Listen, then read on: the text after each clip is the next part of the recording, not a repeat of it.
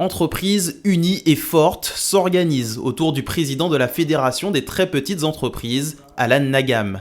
Une liste opposée à celle présentée par Guadeloupe Économique et qui entend donner une place plus importante aux petites et moyennes entreprises au sein de la Chambre de commerce et d'industrie des îles de Guadeloupe.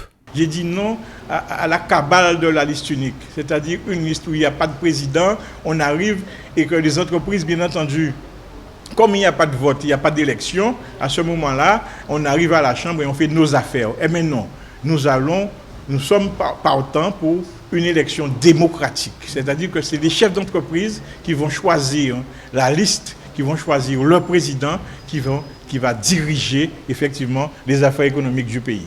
Une volonté donc de proposer une alternative à la précédente présidence. Alan Nagam était pourtant membre de Guadeloupe Économique, mais visiblement déçu du peu d'intérêt porté aux petites entreprises. C'est un constat d'échec qu'il fait de la mandature de Colette Khoury. Réunir les deux chambres Pointe-à-Pitre-Basse-Terre, monter la société aéroportuaire, mettre en place le terminal aéroportuaire.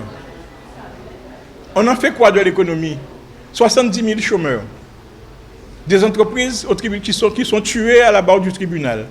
Qu'en fait-on de l'économie? Donc quel est le bilan réel de la situation des entreprises de Guadeloupe? Eh bien c'est zéro.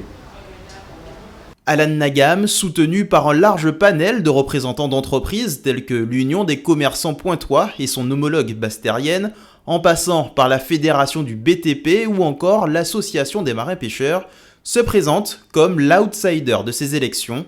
S'il parvient à mobiliser la majorité des petites et moyennes entreprises, le remake de David contre Goliath pourrait bien tourner à son avantage.